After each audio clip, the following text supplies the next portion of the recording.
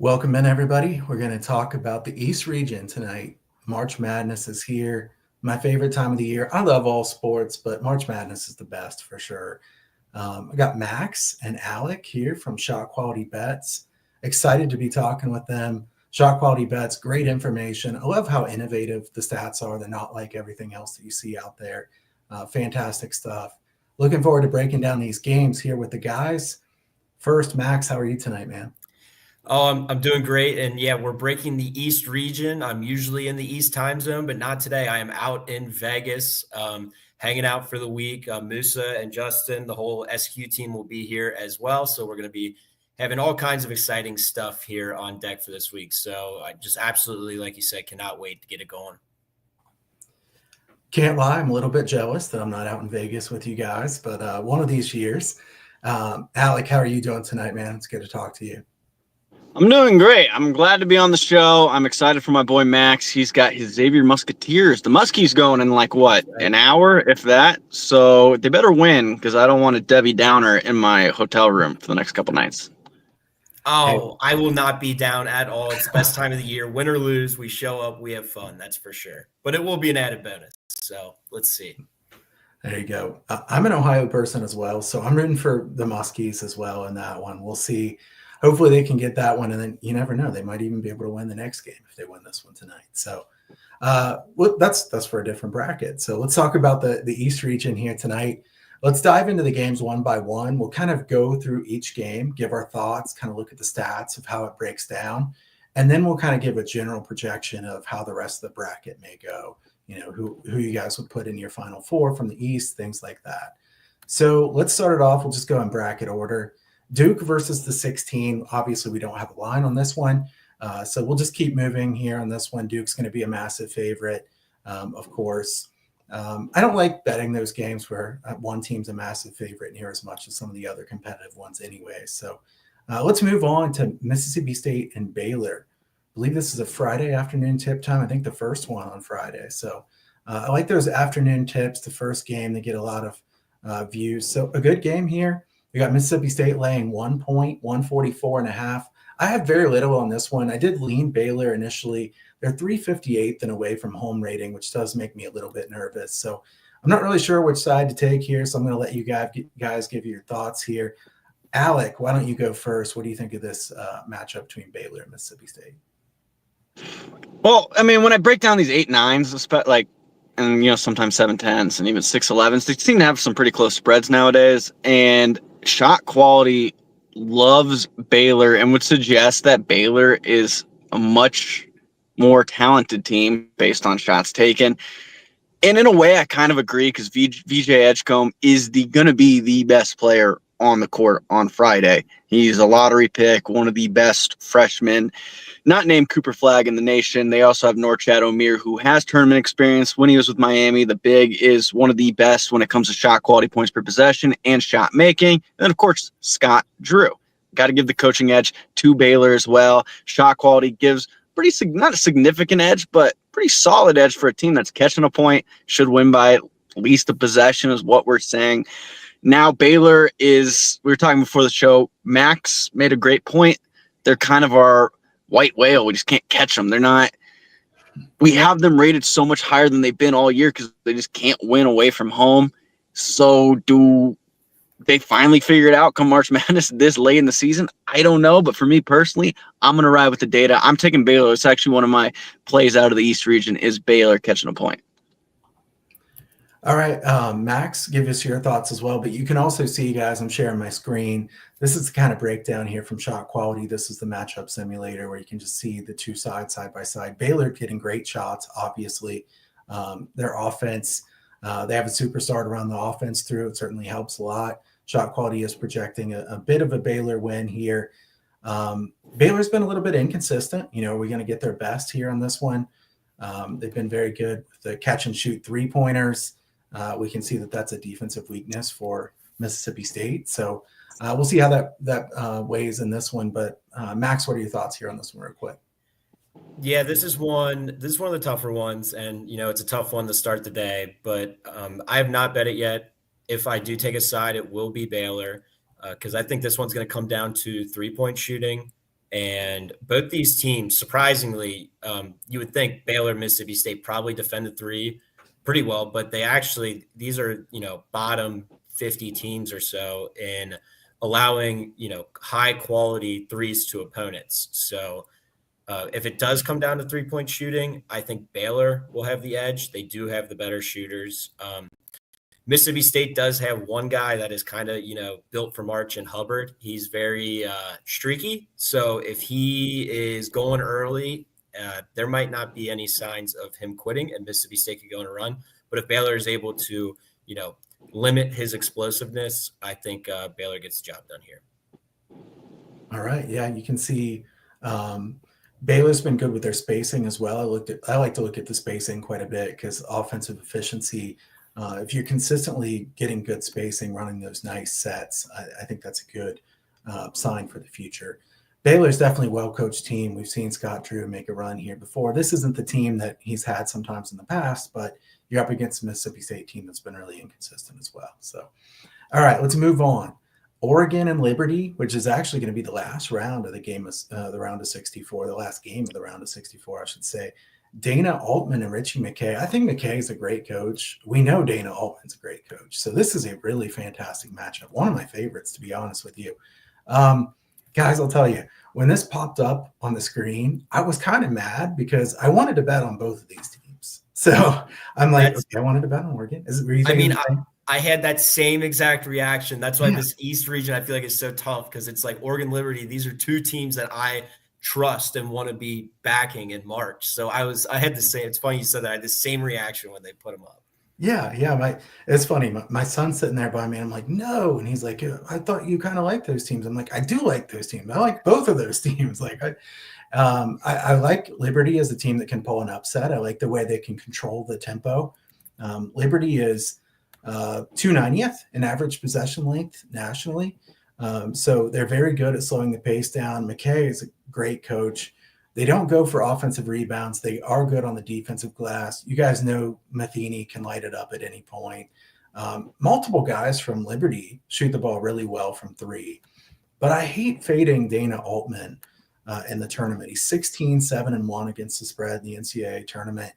I think if I were forced to take a side here, I'd probably take Liberty +7. What I do like a little bit better is the under. I think Liberty will slow this tempo down a little bit. This is not so much a numbers play for me. It's more of a gut feel play. I think Liberty will slow the pace down if it stays relatively close here. I think that plays toward an under. Some people even think that this being the latest game, the last game of the round of 64, depending on what goes on ahead of it, that could even be a positive for the under. That's hard to quantify, so I'm not really going to bet on something like that. But to me, Oregon, offensively a good team. They have played to the pace of the opposition at times. I think the pace of the opposition is going to be very slow in this one. So I kind of like the under here. If forced, I do lean Liberty in this one. Max, what do you have for this one? Yep. I lean the under as well. Like I said, these were two sides I wanted, but like you said, Oregon kind of is a, pace chameleon. They'll run if you want to run. They'll slow it down if you want to slow it down. Liberty definitely wants to slow it down. The interesting thing here is if you look at Liberty's rim and three defense, they are, and one of the things at Shot Quality, we love shots at the rim and we like shots from deep. Those are going to be the most valuable, right? Avoid the mid-range, the long twos, the tough shots. Your most valuable high quality shots are going to be at the rim and from deep. And that Liberty is the number one. If you look down if you're watching the bottom right corner, they rank first in rim and three defense. So that is something that they're able to, they're going to put a hand up in your face from deep. They're going to guard the rim and they're going to force you into tough shots. So, but the thing is, you're not playing conference opponents now. You're playing Oregon, who has the shot makers. So to make those difficult shots. So it's definitely an intriguing one.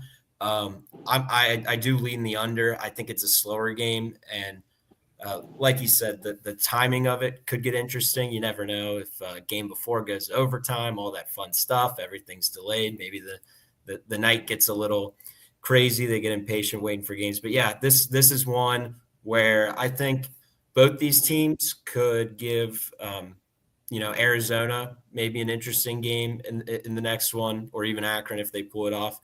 But the easy answer is Izzo in March, but the real ones know Altman is every bit of March. So that's I think Oregon wins, but whether they cover or not, I side with the under here.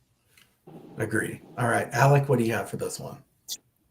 I think you guys hit the nail on the head. Altman is still slept on for some reason. It's always about Izzo and Coach Cal and even Mark Few. Even I know they're on a Sweet 16 run of the ages, which probably ends this year, but that's for another time. Dana Altman coaches his ass off when it comes to March, and I do like Liberty a lot. Matheny, Porter, Zach Cleveland down in the low post. They have really good players, and they play a good style that's conducive to March where you can slow the game down, and the under's a good play. I'm with Max. I like Oregon to win. I don't think they cover. I'm not going to play it, but I got to pick somebody in the bracket, and I've been flip-flopping because 5-12 matchups are hot. You had 2 of them last year, 2 in 2022. I just have 1 this year, I believe, on my bracket. So I'm going to go ahead. I took Oregon to win, but I'm not going to play a side to it. Yeah, I agree. I think the side is difficult in this one. All right, let's move on to the next game. Akron and Arizona. Arizona laying 14.5 points. Total 166.5. Certainly a high total. I think it is justifiably high here based on these two teams. I'll start here. Tommy Lloyd 1-6 against the spread in the NCAA tournament. I believe the one cover was by like a point against Dayton. I think I remember that because I had Dayton in that game, but that was last second one. This is a Akron team that is well coached by John Grossi, 7-2 against the spread in the NCAA tournament. We remember him from those runs that he made in the past, like at Ohio. This is a Akron team that Johnson and Johnson are a really good duo. I think those guys are underrated by people who don't pay that much attention to the mid majors. I know you guys love the mid majors, so do I. In a lot of ways, I kind of like those games better than the big name games, especially for betting value. But in this one, if you look at, I'll bring up Haslametrics here real quick. If you look at the tempo in this game, both teams really want to run 19th and 52nd in tempo. Arizona has just massive advantages on the offensive end. And really, there's not big differences one way or the other here when Akron has the ball. They're pretty good at the 74th against the 69th defense. There are some signs in the shot quality data, which I'll pull up when you guys are chatting, that I think that Arizona's three-point defense might be a little bit overrated based on how many open threes they've been giving up. And we've seen some teams take advantage of this Arizona defense. I mean, Arizona State scored 100 points on Arizona. So we can score on Arizona. I think Akron's going to get up a lot of shots. I don't think it's really in Akron's DNA to slow the tempo down because they haven't done it even against better teams that they played earlier in the season. Here, I couldn't lay the points here with Arizona. I mean, I think 14.5 is just a lot of points. Caleb Love, is he going to be hot? Is he going to be cold? Who knows? I mean, he could be one way or the other. That wouldn't shock anybody. But I think the pace is going to be really fast. If you like a track meet game, this is your game. My favorite bet here is Akron team total over 75.5. I think the Zips will score. How many will they give up? Probably quite a few. But I like Akron because I think 14.5 is a bit too many points, but you never know what could happen. I mean, because could Arizona put up 105 or something? Of course they could. It wouldn't shock me. So I'm going to take Akron team total over 75.5. Max, why don't you go next? What do you think about this matchup? Yeah, I like that team total call. I played Akron. I took the points here. I really respect what they've done, especially from a coaching standpoint, because if you've watched what he's done at Akron, he doesn't always run. This is kind of actually a newer thing. He typically likes to slow it down, but he looked at his roster. He's like, this is a team that's going to perform their best if they run. It's a smaller team. I believe it's like bottom 3 in roster height. Their starting 5 is tiny, which I kind of worry about going up against Arizona here because, like you said, the team total might be the better play because Arizona could score, 100 themselves. You never know. So, but this is definitely going to be one that's fun to watch. If you're a crowd that likes to race the 10 and stuff, this is one where Akron could maybe jump on them early because they are really explosive. So maybe I like Akron first half, team total over, something like that. I think anything in that area is a play. Yeah, I can see that for sure. All right, and thanks to everybody who's tuned in right now. I see the numbers going up quite a bit here as we're chatting. So follow Max, follow Alec, follow at Shot Quality Bets, and myself at Kyle Hunter Picks. Hopefully we can give you some value here today, and you can follow along with the tools here throughout the tournament. We're just getting things started. So, all right, Alec, what's your thoughts here on this matchup? I'm an Arizona guy. I'm currently in my car, just got out of the gym in Arizona. I am born and raised here. I've been here forever. ASU got robbed of the tournament bid. Just kidding, they didn't. Arizona is pretty good. I hate to say it. Hopefully no one hears me say that that knows me. But that being said, they're a struggle bus in March. Like, let's be real with each other. They lost to Princeton. What was it, 2 years back? Princeton beat Mizzou. It wasn't a bad team. Ivy's actually looked pretty good last couple of years. Last year, they sneaked by Long Beach State. They didn't cover the spread. They got the Dayton cover, and then they ended up losing to Clemson as a favorite. This year, they get Akron. You brought up Caleb Love earlier. He is as hit or miss as they come in the country. He can score 40. He can also go like 3 for 18 from the field. He's not the only one. KJ Lewis is also like that. So they got 2 dudes that are like that. But I think this is one of the deeper ASU team, or U of A teams, and Henry Vassar, I think, should be able to help them limit cold shooting days or nights from Lewis or Love. And the height thing, Max brought it up. I know Arizona has their issues in March. That being said, I can't not take them. I'm not going to take a spread here, but from a bracket perspective, I'm not looking for an upset here. I am taking Arizona to move on and play Oregon in the round of 32. I will say, though, you mentioned their tournament struggles. I believe Tommy Lloyd, every Arizona team that has lost has been by a seed of at least 4 seeds or higher. So, he's lost, like you mentioned, the Princeton one. He's lost to some tough ones. So if you do take Akron, you might want to look on, maybe a small position on the money line as well. Stranger things have happened, that's for sure. You see here on the stats, both teams give up a lot of open threes. Open 3 rate, not good, 340th and 235. So I think we could get some open looks here in this game. You never know with the NCAA tournament, they bring in different basketballs, or the different venue backdrops can be a little bit unique, but I think there'll be a lot of points in this game. So this should be a fun one to watch. All right, next game, BYU and VCU. Man, this game's fire. I love this game. I don't know if I want to bet this game. I'm hoping you guys can tell me something you really like here from this one, but I know I want to watch this game. This is a must-see TV. We've got BYU minus 2.5. Total of 146.5. Definitely one of the best games of the round of 64. How much does it matter that this is being played at altitude? That's definitely something that's tough to know exactly, but it's talked about a lot. I hear everybody saying it. This one's being played in Denver. That helps BYU. VCU is a deep team. They play a lot of people. That probably helps them. But I know shot quality, the shot selection numbers like BYU, how could you not? They run great offensive sets. These guys, you sit and watch their games. They know what they're doing on offense. Fantastic. A lot of different scoring options. Just looking through the team standings there earlier today on Shot Quality Bets, BYU grades out very well. So BYU, I think, is probably one of them that some of the guys there, Shot Quality Bets, are taking to win a couple games here at least. But and this one, I think I would probably lean BYU. I think the total, I kind of lean to the over, but the VCU defense has been very good. VCU plays relatively quickly, so they're a team that plays quickly, but they're very good on defense. It's a little bit hard for me to bet totals with games like that, because teams like that, because tempo doesn't really match the efficiencies. They're definitely better on defense than they are on offense. Max, do you have anything you like here in this one? Yeah, I played VCU plus 3.5. That was right off of the shoot before I realized it was an elevation. That's a fair point. I get that. So, I don't like it as much, but I still definitely think VCU here. I like everything that they do. I think this is a top 30 team. They offensive rebound, they force turnovers, they have size, and they're deep. So, if one guy gets in foul trouble, it's not the end of the world. They have plenty of options.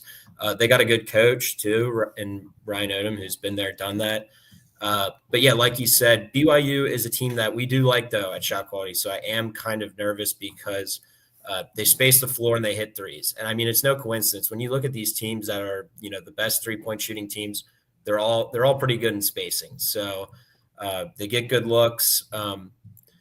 In altitude, I feel like and it's funny because the next game we got to is also an intriguing altitude game as well. And both opponents, VCU was a team that also had to play on Sunday as well. So semi-short turnaround here. But yeah, I played VCU in the points. I think whoever wins this game ends up winning the next game against the winner of Wisconsin and Montana is my prediction. Okay. I like the bold prediction there. I like both of these teams. Another matchup where I would have probably wanted to bet on both teams, honestly. But here we are up against each other. Alec, do you have anything in this one? I'm going opposite, Max. I took BYU laying the 2.5. I just hope they learned a little something from last year, losing to Richmond, where it just seemed like they got out physicaled, which is a worry to me with some of these teams. Is 40 minutes, you get punched in the mouth to start the game. Some teams don't recover. You saw it with St. Mary's last year, BYU as well.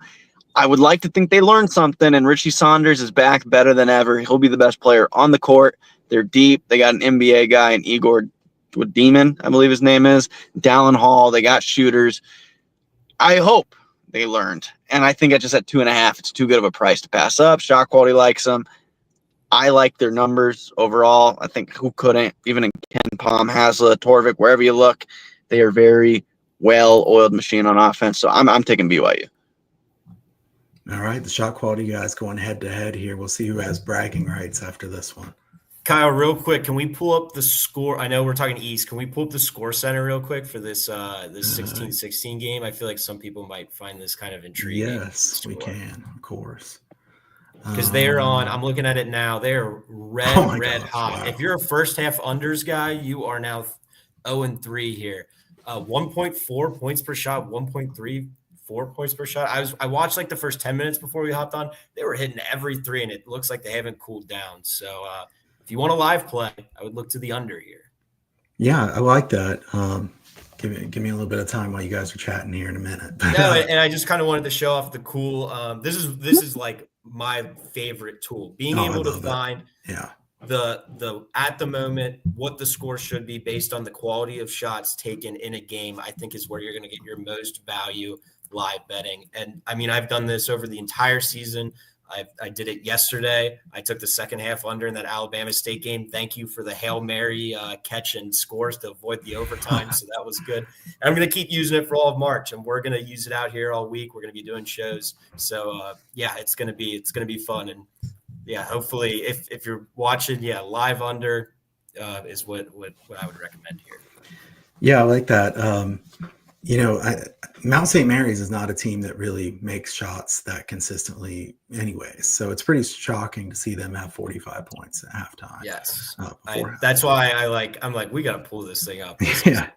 No, I like it. It's good for the people viewing to know that, I mean, these are the fantastic tools, guys. I love this one. There are several that I've told you guys and Justin that I love several of these, but the live score center is probably my favorite. I mean, you just look at this and anybody can say, well, you get to the end of the game and it's 30 points lower than it should have been or high. Obviously not every game is going to fall exactly where it should be, but you get in the middle of the game, you see these kind of aberrations, so much different than the norms. It's giving you an edge.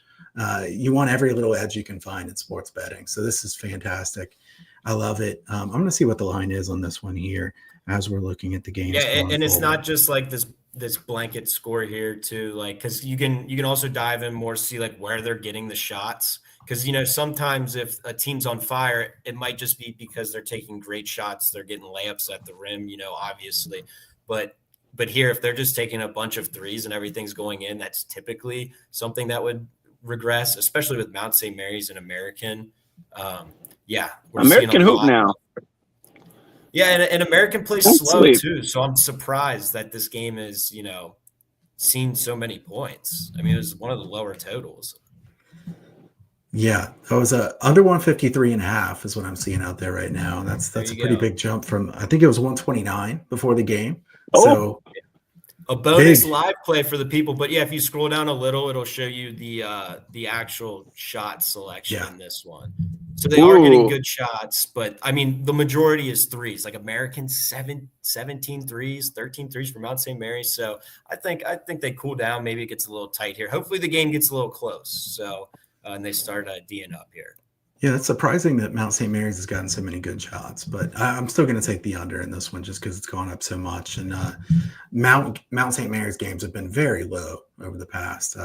Maybe kind of a knock on the American defense not being very good, but hopefully they can tighten things up a little bit here as we go forward. But yeah, fantastic tool. Recommend it highly to you guys. Actually sent this out today in my newsletter. There's a code in my newsletter for 25% off all the shot quality bets information. So flash sale on that. I think it was KH Flash was the code. I'm going to look while we're talking here going forward because I don't want to mislead the people, but definitely highly recommend this. You also got the March Madness primer that people can get a hold of to try to get some great information here. You still got time. I mean, we don't really have to sleep tonight. We can get ready for these games, and we can sleep in late April or May, as they say. That's for sure. Yep. So, all right, let's dive on into the next game here. Wisconsin and Montana. Wisconsin laying 17 here, 152. I want you guys to start. I'll give my thoughts here at the end of this one. Alec, why don't you start us off? What do you think of Wisconsin, Montana? I like the over in this one, and I like the side with Wisconsin. As far as the big sky goes, I don't necessarily respect it as some of the other mid-majors, even though low majors outside of the Eastern Washington team that had the Groves brothers. I haven't seen too much of them since I started watching college basketball. And Wisconsin, I know Max was talking about the next round potentially getting bounced. I like this team a lot. Like there's something about this Wisconsin team that's different from others. They can score in bunches, and I think John Tanji and John Blackwell create this duo that we haven't really seen since, dare I say, the Kaminsky, Sam Decker days. I like Wisconsin a lot. This is one of my favorite teams. I like the 3 seeds, 2 of the 3 seeds at least, a lot in this bracket. So I'm big on Wisconsin. So I'm gonna go ahead and take them on the side, and I'm gonna take the over. See if I can get 2-1. All right, that makes sense to me. I'm liking Wisconsin here minus the points. Wisconsin, people remember what they just saw last game. They shot 7 for 39 from 3-point range. A lot of those were good looks, but that was their 4th game in 4 days, right? So you play that many days, you're probably going to run out of gas. I know people are going to say this is at altitude. You wonder if Wisconsin can play. Montana's been really bad in this tournament in the past. I mean, we've got long history of the Big Sky.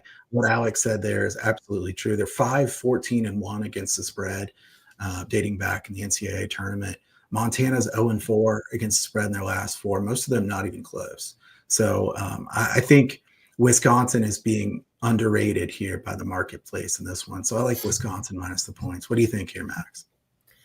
I'm head-to-head with you guys. I took Montana. It looks like we have this one projected about 11 points. I think maybe if you're worried about taking the spread, you can go Montana team total over. I think they'll be able to score. They're very efficient, attacking the rim and shooting the 3 ball.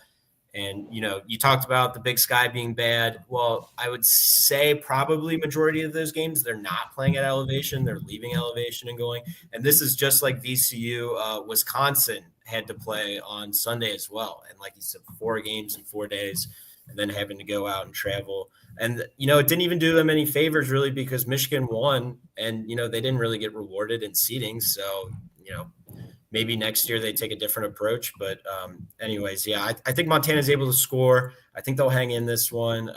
Maybe the back door's live. So I went ahead and took Montana because I like what they can do both at the rim and the 3. All right. Some head-to-head action there again. I do think over is the way I would bet the total if I were going to bet it. Wisconsin's different than the teams in the past. We remember Wisconsin was usually that defensive team with a lot of unders. This is good offense this year. And just because they didn't shoot well last game, I think they will make shots here. Whether they give up points, I could see Montana scoring a decent amount too. So I could see that also. All right, St. Mary's Vanderbilt next up. St. Mary's -4. 135.5. This one's gotten bet down a little bit here today. Some sharp action took the under. All right, Byington did a really good job in year one at Vandy. I love Randy Bennett. He does a great job every single year with this team. They lose guys. They lose Aiden Mahaney. They're still right back here in great position. They beat Zaga 2 of the 3 games. St. Mary's beast-like on the boards, fantastic on the boards. Vandy has to hold their own. I think it's harder to speed up a good team than it is to slow a good team down. I think St. Mary's controls the tempo here. I do think the under is probably a decent play. I didn't bet it myself personally, but that would be my lean. Haven't bet a side here.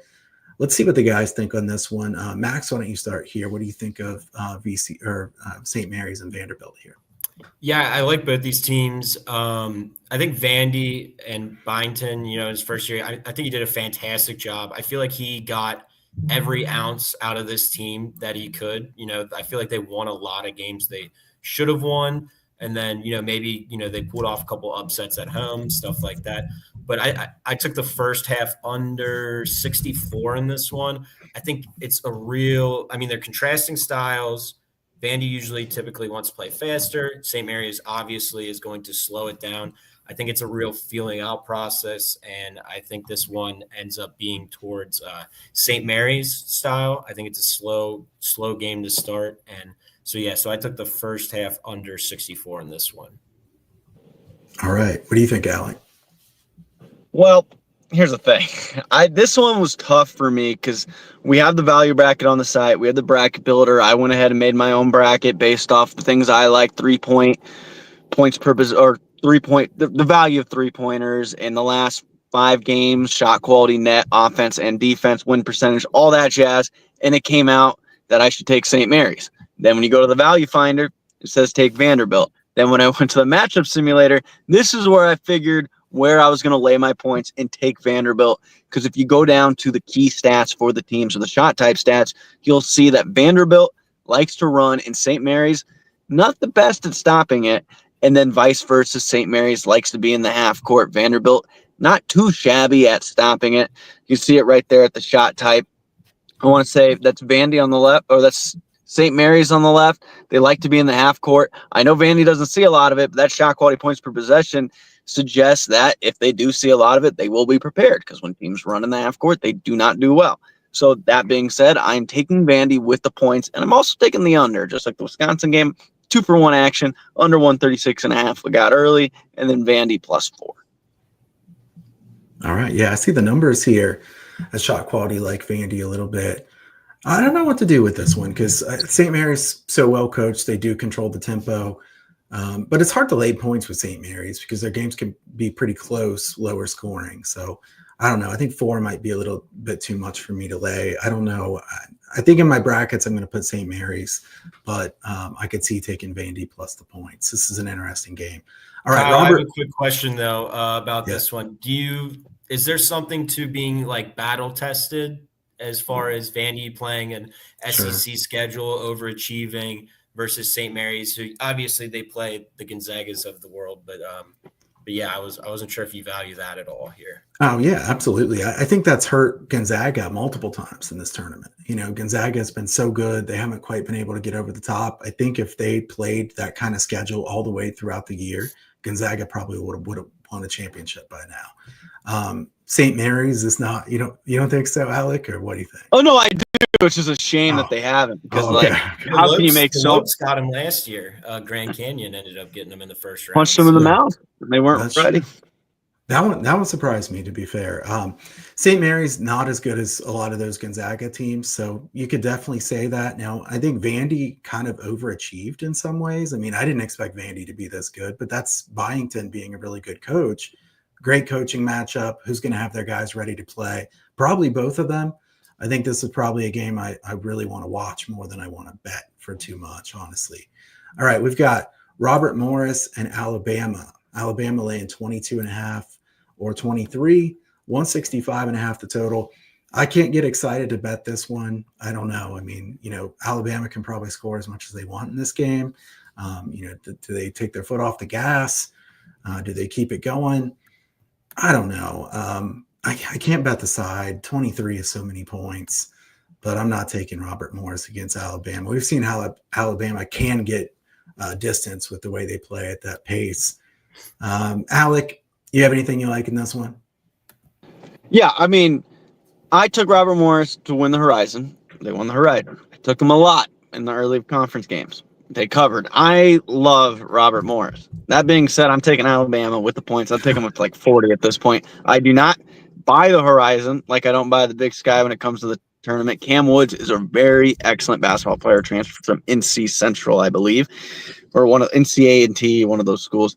Very good guard for Robert Morris, but they are not in the same class as Alabama. I know they've won 10 in a row, like 15 in the last 16. In the non-con, they lost to West Virginia by like 40, and they also lost to some other non-tournament team that was Power 5 conference team by like 30. It's just a different class. It's a completely different stratosphere that these two teams compete on. So I'm taking Alabama. Happy Robert Morris punched their ticket. They get recognized. I don't buy the Horizon when it comes to March Madness, and I definitely don't buy it here, even with a better Robert Morris team. I don't. So, what do you think here, Max? Yeah, I took Robert Morris plus 22.5 here. I like what this team does on defense. They defend the rim well. Obviously, this is Alabama coming in, so it's going to be a tougher challenge, but they've at least shown that they are capable of it. So if they're able to defend the rim, I feel like that gives them an added bonus. They're also 16th in offensive rebound rate. So if they're able to, get as many extra possessions as they can, that is huge in covering a 22.5 point spread. They barely beat Canisius, Max. Just remember that. Yeah, but I mean, Alabama, they played some non-con games early in the year, like with McNeese and Arkansas State, that were, single-digit 11-point games. Obviously, McNeese is better, but I think Arkansas State is pretty similar here. I just don't think the Alabama defense is that good. We have them, I'm looking at it, ranked 71st. So, I mean, rim and 3 SQ defense, 322. So, I mean, if Robert Morris is able to generate some good threes, some shots, I think they can stay in this and cover the 22.5. So, Max, I assume you kind of like the over based on what you're saying there too. If you had to take it, Yes, I do. I have no problem taking an Alabama over. I don't think I've even taken a single under this year. I feel like they're always just over and pass. So, and it looks like their over record is 19-14, and Robert Morris is 19-14 to the over, and Alabama's 20-13. So these are two teams that have gone over plenty this year. So yes, I also I feel like these dogs, I need to just take team total overs because I keep taking them thinking they're going to score. So maybe I'll look at the Robert Morris team total over as well. Yeah, and if you look at the shot quality over under record right below it, it's been legit. Both these teams going over. It's not been fluky. I mean, they were expected to go over. So I think that's important as well. And if you take Alabama unders, I mean, that is not a fun bet to make at all. You don't want to watch the game. Oh, disgusting. I mean, I feel like every time they played Florida or Kentucky, I feel like every game went over. So those just flew. Yeah. All right. So that's the games from the round of 64. I'm going to bring up a bracket here real quick. We'll wrap this up here in 3 or 4 minutes here, guys. But I want to see what you guys think of Alec. UNLV 94 is asking for your X handle. My first name. Well, I do everything at Shot Quality Bets. Like that's my go-to when people are tweeting. That's me. So at Shot Quality Bets. But Alec_Musa, if you want to follow me, there's a lot of baseball that goes on my account. A lot of Lord of the Rings, just retweets. Just a little bit of everything. But Shot Quality Bets, Alec Musa, either one. Appreciate that. All right. Yeah. And he said, thank you guys for all the info. Appreciate you all. Hey, thank you for tuning in. We got over 1,000 people watching live here. This numbers have gone up quite a bit here as we talk. So appreciate that everybody is tuned in. And let's talk briefly about the bracket. Duke at the top of the bracket here. Let me bring up the bracket while I'm talking. Any second round matchups that really intrigue you, Max, just from what you see? I talked about the BYU VCU game. I think whoever gets out of that one, I think they'll beat Wisconsin. That's probably the most intriguing second round game. Another one I'm looking at is St. Mary's if they get past Vandy, I think that Bama game would be one of the most interesting ones to watch, because if I had to, describe one team and describe the opposite, I would probably, talk about St. Mary's and Alabama here. I think that would be a true chess match, and one that would be super fun to watch, to see if, maybe St. Mary's grind it down game kind of bothers Alabama there. So that would be two interesting matchups that I'm looking for in the second round. Yeah, I think the Alabama St. Mary's game could go either way. So I agree with you that would be a lot of fun. I also hope those two teams play each other, because I'm going to the Cleveland Regional that day. So I'm hoping to be able to watch that game. Let's not have some ridiculous upset or something, because I really want to watch a good game there. I think as far as other games here in this, definitely Wisconsin, BYU, VCU would be a really good game. That'd be a lot of fun. Oregon and Arizona would be a good matchup. Let's project on forward here real quickly. I don't want to take too much of everybody's time. Duke, do you think anybody on the top there, is there Oregon, Arizona? Do you think anybody there has much of a chance of beating Duke? No, I took Duke to go to the Final Four here in this one. Even without like 100% flag, I still think this team is good enough to make the Final Four, because you take off Cooper Flag, that hurts. But I mean, you watch the rest of this team elevate themselves. You got more from the other guys. And yes, they blew that North Carolina game. They had a massive lead, but you learn from that. You're not doing that in the tournament. You learn from that in the conference tournament, So now next time we find ourselves in that situation, guys, without Flag, now what do we need to do? So I think that was a good learning experience playing without him. And I don't think they miss a step adding him back either. Alec, you think anybody up at the top has a chance of beating Duke? No, I'm with Max. And then even like if they miss Cooper Flag, it's like, oh, we also have Isaiah Evans, who's going to be like a lottery pick, and Con Kneppel, like 4 other dudes. So I think their first real test, you would think, would come in the Elite Eight when they play a team from the bottom of the bracket. And that's, to me, like, I like BYU, even though they're a 6th seed. I like them more than I do Arizona and Oregon, and then Wisconsin and Alabama I also like, because I think they can beat anybody at any given time. But no, I don't think anyone from the top bracket that will be able to come close to Duke. I don't. That's just me personally. I agree. I pulled up Duke and Alabama just to see what the matchup simulator would have on that. Definitely would be a high-scoring game that would be a lot of fun. I don't think Alabama sets up as a team that matches up great to beat Duke either. Alabama not good enough defensively. Duke is a good defensive team.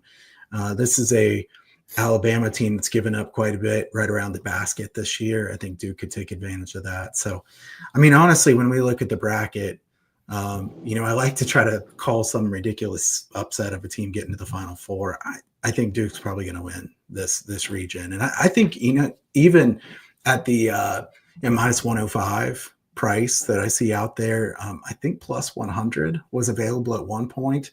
I'll have to look and see if I can see that anywhere. Probably going to see a lot of minus 125, minus 130 showing up as more people bet it. But if it's minus 105 or something like that, I think it's fair price here on Duke. I mean, Duke, as long as Cooper Flag's even decent, like Max said, if he comes back and is in decent shape, you could argue it kind of helped them to play without him a little bit, help the other guys get a little bit better while he's not out there, then he comes back.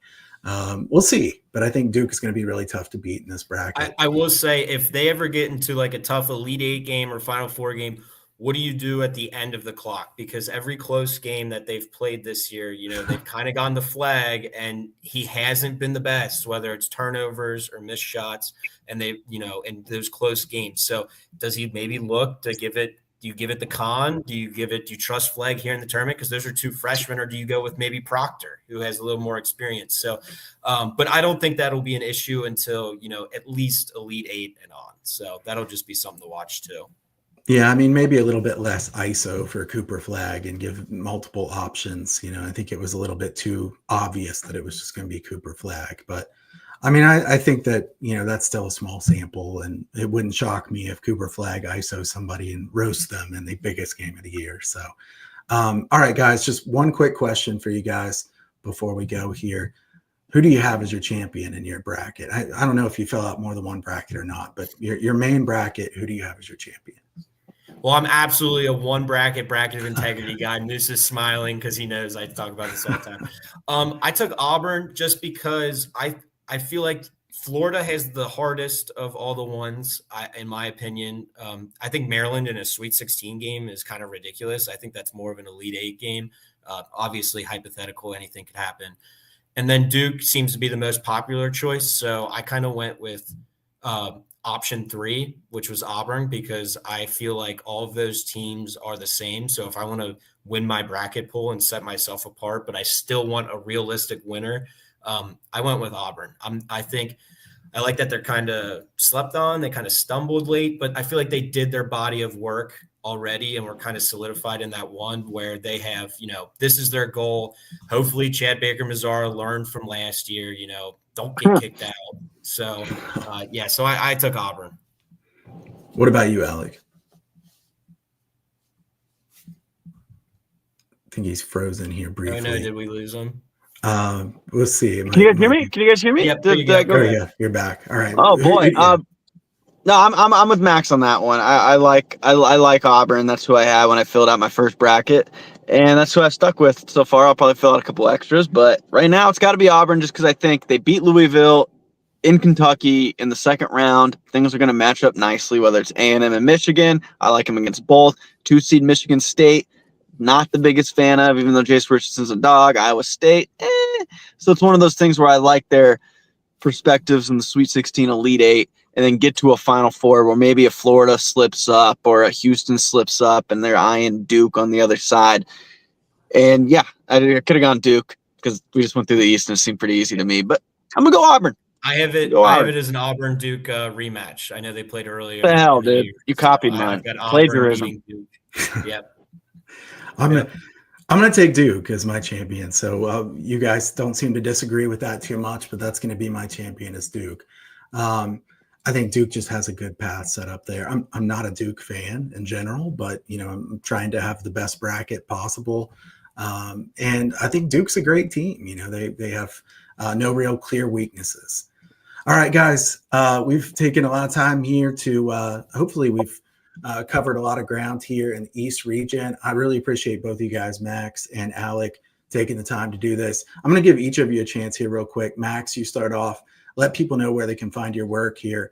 If people want to follow you on X or everywhere you put out all your work out. Yeah, I'm on X at Hoffy8121. I'm always tweeting out, I tweet out a lot of shot quality scores, or you'll see my stuff on shot quality bets as well. So make sure to give both a follow. Very nice. Alec, I know you're at the shot quality bets, but is anything special you want to shout out here real quick? Nah, just come to Shot Quality Bets and come hang out. I'm always pretty active on the Twitter, DMs, just doing just about anything, engaging content, whatever. We just have a good time. That's about it. All right. Awesome. Thanks, Bobby. It was a good chat here. Hope everybody found it valuable. My website's huntersportspicks.com. You can go over there, sign up for the free picks newsletter at Kyle Hunter Picks on Twitter or X as well. Shot Quality Bets is fantastic. Like I said, you can go to my newsletter. You can find the flash sale that's going on over there and recommend all their work. So, guys, thanks for taking the time today. Enjoy your time out in Vegas. And everybody that's tuned in, thank you for listening today. We appreciate all of you tuning in. And best of luck on March Madness going forward, guys. Let's go. Let's have a great week.